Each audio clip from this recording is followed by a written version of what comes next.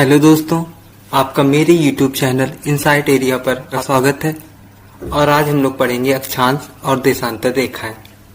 अक्षांश और देशांतर रेखाओं को जानने से पहले हमें जानना होगा ग्लोब क्या होता है। ग्लोब पृथ्वी का नमूना होता है। पृथ्वी के नमूने को ग्लोब कहते हैं। और अक्षांश और देशांतर रेखाएं ग्लोब पर खींची गई काल्पनिक रेखाएं होती हैं। अब हम लोग देखते हैं भूमध्य रेखा किसे कहते हैं। भूमध्य रेखा को ही विषुवत रेखा, 0 डिग्री अक्षांश रेखा या इक्वेटर कहते हैं। भूमध्य रेखा पृथ्वी के बीचों बीच में खींची जाती है तथा ये पश्चिम से पूर्व की ओर खींची जाती है और ये पृथ्वी को 2 बराबर भागों में विभाजित करती है। इस पॉइंट को बोलते हैं उत्तरी ध्रुव, इस पॉइंट को बोलते हैं दक्षिणी ध्रुव।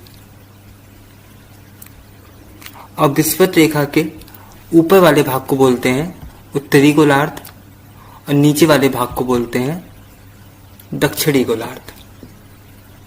और विषुवत रेखा की दूरी उत्तरी ध्रुव और दक्षिणी ध्रुव से समान होती है और ये पृथ्वी के चारों ओर खींची जाती है। इस प्रकार ये एक सर्किल बन जाती है। जैसे आप कोई फुटबॉल लीजिए, उसके चारों तरफ बीचों बीच से कोई रेखा खींचे तो आपको एक सर्कल प्राप्त होगा, एक वृत्त प्राप्त होगा। और जितनी भी अक्षांश रेखाएं होती हैं वो एक सर्कल होती हैं, एक वृत्त होती हैं। अब देखते हैं अक्षांश रेखाएं किसे कहते हैं। पृथ्वी के केंद्र से किसी स्थान की कोणीय दूरी, मान लेते हैं 30 अंश की कोणीय दूरी पे कोई पॉइंट है यहाँ पे। अब यहां से हम लोग एक रेखा खींचते हैं पश्चिम से पूर्व की ओर, पृथ्वी के चारों ओर, जो विषुवत रेखा के समांतर हो, तो उसको क्या बोलेंगे? 30 डिग्री अक्षांश रेखा। अगर ये उत्तरी गोलार्ध में खींची जाएगी तो उसको बोलेंगे 30 डिग्री उत्तरी अक्षांश रेखा। अगर ये दक्षिणी गोलार्ध में खींची जाएगी तो इसको बोलेंगे 30 डिग्री दक्षिणी अक्षांश रेखा। और ऐसे ऐसे 1 डिग्री के अंतराल पे 90 रेखा उत्तरी गोलार्ध में और 90 रेखा दक्षिणी गोलार्ध में खींची गई है। और ये जो कोण बनता है किसी स्थान का, वो पृथ्वी के केंद्र में बनता है, पृथ्वी के बीचों बीच में होगा। इसको हम दूसरे फिगर से देखते हैं। पृथ्वी का केंद्र जानने के लिए पृथ्वी को बीचों बीच से काट देते हैं। पृथ्वी का केंद्र कहीं बीच में होगा। अब यहां से किसी स्थान की कोणीय दूरी 15 डिग्री है, तो यहां से जो विषुवत रेखा के समांतर रेखा खींची जाती है इसको क्या बोलेंगे? 15 डिग्री उत्तरी अक्षांश रेखा। अगर नीचे खींची जाएगी तो क्या बोलेंगे? 15 डिग्री दक्षिणी अक्षांश रेखा। इस प्रकार 1-1 डिग्री के अंतराल पे ऊपर 90 अक्षांश रेखाएं खींची गई हैं और नीचे भी 1-1 डिग्री के अंतराल पे 90 अक्षांश रेखा खींची गई हैं। इस प्रकार कुल मिला के कितनी अक्षांश रेखाएं हो गई? 90 नीचे, 90 ऊपर 180 और एक विषुवत रेखा 181 अक्षांश रेखाएं होती हैं। अब डेफिनेशन देखते हैं क्या होती है अक्षांश रेखाओं की। अक्षांश रेखा काल्पनिक रेखाओं का एक ऐसा समूह जो पृथ्वी के चारों ओर पश्चिम से पूर्व में विषुवत रेखा के समांतर खींचा जाता है, अक्षांश रेखा कहलाता है। अब दूसरे शब्दों में देखते हैं, भूमध्य रेखा से एक समान कोणीय दूरी वाले स्थानों को मिलाने वाली रेखा को अक्षांश रेखा कहते हैं। भूमध्य रेखा 0 डिग्री अक्षांश रेखा है, अतः इस पर स्थित सभी स्थानों का अक्षांश 0 डिग्री होगा। इसको समझते हैं। जैसे ये विषुवत रेखा है, इस पे जितने भी बिंदु स्थित होंगे उसका अक्षांश कितना होगा? 0 डिग्री अक्षांश। जैसे अगर कोई बिंदु यहाँ पे स्थित है तो उसका अक्षांश कितना होगा? 0 डिग्री अक्षांश। यहाँ पे कोई बिंदु स्थित, उसका अक्षांश कितना होगा? 0 डिग्री अक्षांश। यहाँ पे स्थित है, उसका बिंदु अक्षांश कितना होगा? 0 डिग्री अक्षांश। मतलब इस रेखा पे जितने बिंदु स्थित होंगे उनका अक्षांश कितना होगा? 0 डिग्री।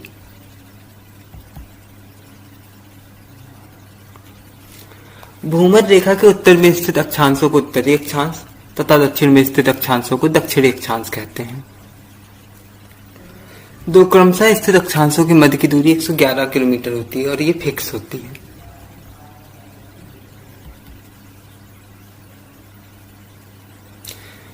भूमध्य रेखा के उत्तर में 23 डिग्री 30 में अक्षांश रेखा को कर्क रेखा तथा दक्षिण में स्थित 23 डिग्री 30 मिनट अक्षांश रेखा को मकर रेखा कहते हैं।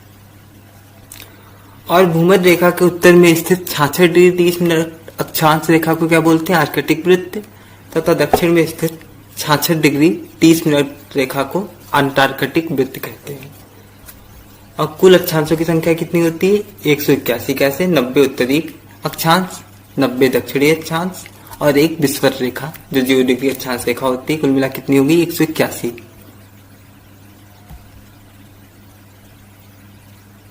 अब क्वेश्चन पूछा आता है, अगर 90 डिग्री उत्तरी अक्षांश और दक्षिणी अक्षांश को बिंदु मान लें तो कुल अक्षांशों की संख्या कितनी होगी? अगर 90 डिग्री उत्तरी अक्षांश को रेखा ना मान के बिंदु मान लें तो रेखा तो होगी नहीं, अब वो बिंदु होगी। ऐसे ही 90 डिग्री दक्षिणी अक्षांश वाली रेखा भी बिंदु हो जाएगी, तो 2 माइनस हो जाएगा। कुल कितनी हो जाएगी? 179, 179 अक्षांश रेखा। अगर 90 डिग्री उत्तरी अक्षांश और 90 डिग्री दक्षिणी अक्षांश को बिंदु मान लें तो, नहीं तो कितनी होती है? 181। अब संक्रांति किसे कहते हैं? सूर्य के उत्तरायण और दक्षिणायन की सीमा को संक्रांति कहते हैं। सूर्य की जो उत्तर की सीमा और दक्षिण की सीमा को संक्रांति कहते हैं। अब देखते हैं कर्क संक्रांति क्या होती है। सूर्य की किरणें जब कर्क रेखा पर लंबवत पड़ती हैं तो उसे क्या बोलते हैं? कर्क संक्रांति। और ये कब होता है? 21 जून को। और सूर्य की किरणें जब मकर रेखा पर लंबवत पड़ती हैं तो उसको बोलते हैं मकर संक्रांति। और ये कब होता है? 22 दिसंबर को। और जब कर्क रेखा पे सूर्य की किरणें लंबवत पड़ेंगी तो उस दिन उत्तरी गोलार्ध में सबसे बड़ा दिन होगा। और जब मकर रेखा पे सूर्य की किरणें लंबवत पड़ेंगी उस दिन दक्षिणी गोलार्ध में सबसे बड़ा दिन होगा। और साल भर में सूर्य की किरणें 2 बार लंबवत विषुवत रेखा पे पड़ती हैं। एक बार पड़ती है 23 सितंबर को और एक बार पड़ती है 21 मार्च को। जब 23 सितंबर को सूर्य की किरणें विषुवत रेखा पे लंबवत पड़ती हैं उसको बोलते हैं शरद विषुव। और जब 21 मार्च को सूर्य की किरणें विषुवत रेखा पर लंबवत पड़ती है उसको बोलते हैं बसंत विषुव। और इन 2 दिनों मतलब 23 सितंबर और 21 मार्च को संपूर्ण पृथ्वी पे दिन और रात बराबर होते हैं। अब क्वेश्चन पूछा आता है, कर्क रेखा किन किन देशों से होकर गुजरती है? कर्क रेखा ताइवान, चीन, म्यांमार, बांग्लादेश, भारत, ओमान, संयुक्त राज्य अरब, सऊदी अरब, मिस्र, लीबिया, अल्जीरिया, माली, मारितानिया, पश्चिम सहारा, बहामास और मैक्सिको से होकर गुजरती है। अब पूछा था मकर रेखा किन किन देशों से होकर गुजरती है? तो मकर रेखा Chile, Argentina, Paraguay, Brazil, Namibia, Botswana, दक्षिण अफ्रीका, मोजाम्बिक, मेडागास्कर, ऑस्ट्रेलिया से होकर गुजरती है। अब क्वेश्चन पूछा आता है, विषुवत रेखा किन देशों से होकर गुजरती है? तो विषुवत रेखा इक्वाडोर, कोलंबिया, गेबान, कांगो गणराज्य, लोकतांत्रिक कांगो गणराज्य, Uganda, Kenya, Somalia, Maldives, Indonesia, Kiribati से होकर गुजरती है। अब क्वेश्चन पूछा आता है एक कि वो कौन सा महाद्वीप है जिससे कर्क रेखा, मकर रेखा, विषुवत रेखा तीनों होकर गुजरती है? तो अफ्रीका मात्र एक ऐसा महाद्वीप है जहां से कर्क रेखा, मकर रेखा तथा विषुवत रेखा तीनों गुजरती है।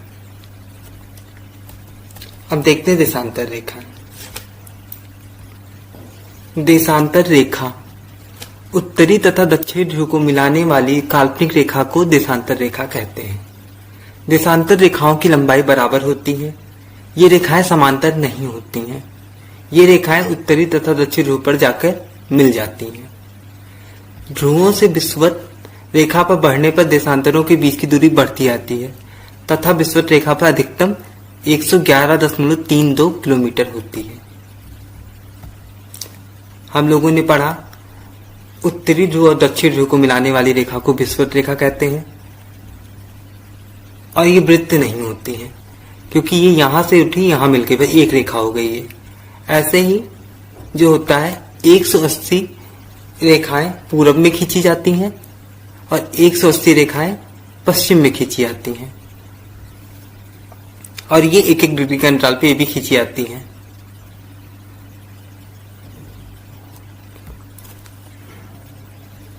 और इनकी दूरी विषुवत रेखा पे अधिकतम होती है। 2 देशांतर रेखाओं के बीच की दूरी विषुवत रेखा पे अधिकतम होती है। यहाँ पे देखिए एक में मिल जाती 2 और यहाँ पे देखिए विषुवत रेखा पे इनके बीच की दूरी सबसे अधिकतम है और ये कितनी होगी 111.32 किलोमीटर। देशांतर देशांतर रेखाओं को एक समान होने के कारण इसकी गणना में कठिनाई थी, इसलिए सभी देशों ने सर्वसम्मति से यह निश्चित किया कि ग्रीनविच वेधशाला से गुजरने वाली देशांतर रेखा से गणना शुरू की जानी चाहिए। अतः इसे हम प्रधान मध्याह्न रेखा कहते हैं। इस देशांतर का मान 0 डिग्री है।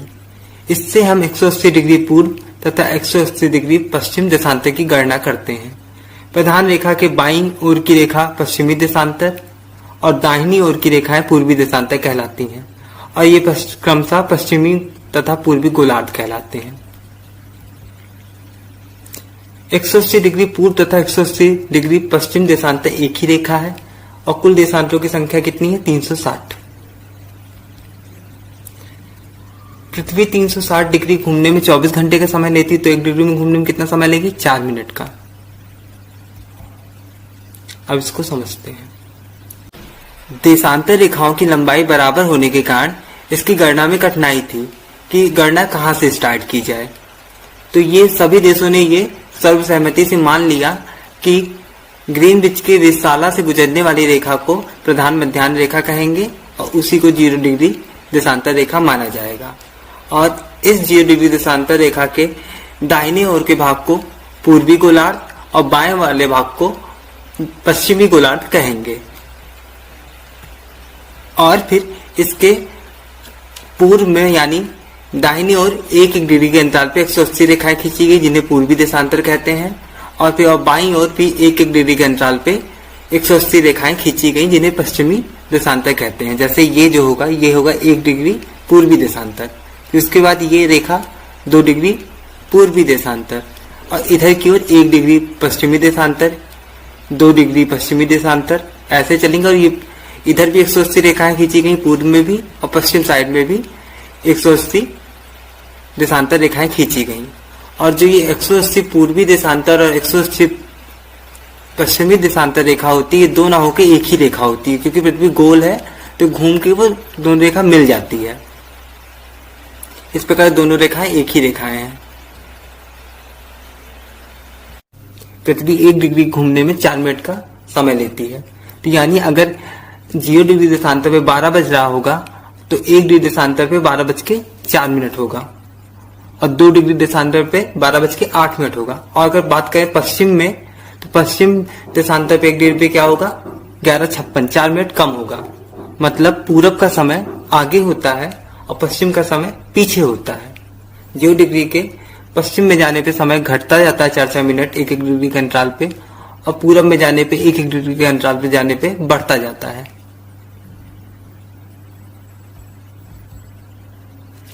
0 डिग्री अक्षांश और 0 डिग्री देशांतर एक दूसरे को अटलांटिक महासागर में काटते हैं। क्वेश्चन पूछा जाता है 0 डिग्री अक्षांश रेखा और 0 डिग्री देशांतर रेखा एक दूसरे को कहां काटती है? तो कहां काटती है? अटलांटिक महासागर में।